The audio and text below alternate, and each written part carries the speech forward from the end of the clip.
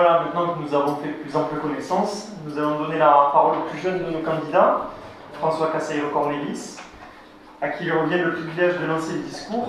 Ce sera son premier discours de candidat, avec la fougue de la jeunesse, mais aussi l'assurance de celui qui a déjà bien étudié son affaire.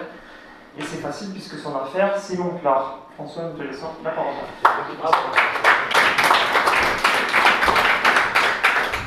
Bonjour à tous, merci d'être venus ce soir. Étant plus jeune de l'équipe, mes colistiers m'ont accordé le privilège du premier intervenant ce soir. Donc je vais vous commencer à parler un petit peu de moi, comme je l'ai dit tout à l'heure. Je m'appelle François, je suis né à Monclar et une partie de ma famille en est originaire. L'autre partie est immigrée de Belgique dans les années 60, s'est dispersée partout en France et dans le Frontonnais et sur la région de Monclar. J'ai fait mes classes primaires dans notre école, l'école de Monclar, à la Rose-des-Vents, que j'ai vu être baptisée de ce joli nom. Et j'ai passé mes années lycée, collège sur Montauban, et enfin pour tout ce qui est du post-bac, je suis allé sur Toulouse, faire d'abord des classes préparatoires maths sup, maths spé, et j'ai fait le choix de partir en faculté de droit en prenant mes équivalences pour que ces études me laissent un petit peu plus de temps pour me consacrer à ma commune. Donc si je vous raconte cela, c'est pour répondre à une des critiques qui m'a été faite. Je ne sais pas si vous avez pu en entendre parler. On a dit que je n'étais pas un vrai Monclarais. Du coup, je voudrais me demander, mais qu'est-ce qu'un Monclarais? On me rejoindra si je considère que le vrai Monclarais, c'est celui qui se sent impliqué dans sa commune, celui qui veut la voir évoluer et prospérer là où d'autres s'éteignent. À faire des études en Midi-Pyrénées, je devais bien les faire sur Toulouse, mais mon cœur, ma personne et mes centres d'intérêt sont totalement scellés à Monclar. Je suis certain d'être bien plus présent dans ma commune et pour ma commune que la plupart de mes détracteurs. Cette mise au point étant exposée, passons aux choses les plus essentielles. J'ai rejoint cette liste auprès de Jean-Paul, car je pense qu'elle est la seule capable d'apporter le dynamisme, la volonté et la compétence pour construire Monclar. Construire Monclar, c'est un travail qui demande une grande réflexion et d'être réactif sur tous les sujets. Cette réflexion, nous l'avons eue, c'est le grand livre de l'Union communale. Vous avez dû en avoir quelques exemplaires, on vous en distribuera ce soir. C'est notre ligne de conduite. Pour rédiger ce livre, nous avons exploré en profondeur tous les thèmes qui font Monclar. Chacun de nous dans cette liste que vous voyez ici possède des compétences spécifiques et complémentaires, et c'est pourquoi il est nécessaire que tous les 19 soient élus pour apporter leur contribution la plus totale. Il est nécessaire que les élus sachent créer un courant d'union avec l'ensemble de la population afin de faire avancer le projet de Monclar. Pour ma part, je me suis occupé d'une partie de la communication, je vous en reparlerai tout à l'heure.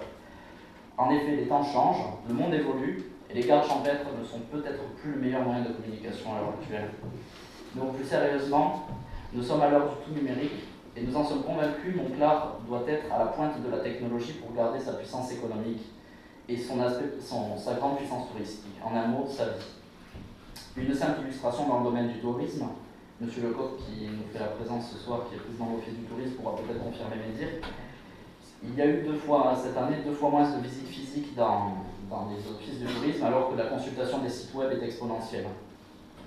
Ensuite, un autre projet, nous l'avons évoqué dans le grand livre, c'est le projet Wi-Fi. On comprendra que ce n'est pas un gadget, et pour preuve, les enquêtes et statistiques faites dans des campings ou des chalets montrent que les gens préfèrent réserver dans un camping ou un chalet disposant de cette technologie plutôt qu'un autre. Tout cela pour dire que les grands travaux de la base de loisirs étant achevés, il faut désormais se tourner vers sa commercialisation et faire en sorte que Monclar profite de cet immense capital touristique qui lui apporte déjà plus de 200 000 € par an. On peut faire encore beaucoup mieux si jamais on arrive à mieux se vendre. La communication, au-delà de la promotion touristique, c'est un point essentiel. Cette communication, mes aînés en avaient déjà conscience. Ils l'ont beaucoup développée comparativement à d'autres villages. À Monclar.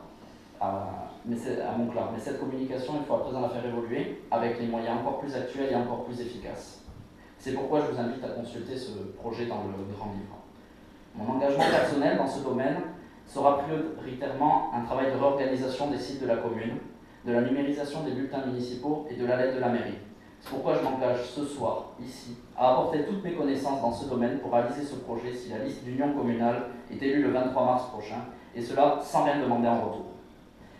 Ainsi, pour revenir aux accusations qui m'ont été adressées également à titre personnel par ceux qui se présentent des collectifs démocratiques, je suis là pour donner à ma commune, sans intérêt financier et sans intérêt personnel. Je suis là pour donner, je n'ai que faire de recevoir. Je le répète, le 23 mars prochain, j'espère que les Montclaraises et Montclarais n'auront aucune hésitation pour reconduire à la tête du village une équipe qui a l'expérience, un savoir-faire et qui sait dans quelle direction elle va. Une équipe soudée, un rassemblement d'opinions, de visions et sans aucune division. Une équipe qui n'éclate pas la moindre divergence. Il est en effet très difficile de croire qu'une équipe de 20 personnes incapables de rester unie plus de quelques semaines soit en mesure de réunir l'adhésion de 2000 habitants pendant 6 ans.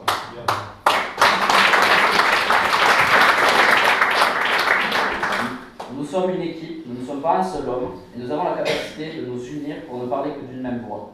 Nous sommes pourtant issus de milieux différents, de générations différentes, et nous avons des opinions politiques différentes. Ces opinions, nous savons les mettre de côté pour présenter une liste sans étiquette, sans couleur et sans politique partisane, mais avec toute la diversité souhaitable, une liste et une équipe dont la seule ambition est de donner à Montclar et pour Montclar. Pour que cette liste puisse agir, nous avons besoin de vous. Votez, faites voter, vous êtes le meilleur relais entre les Montclarais et nous.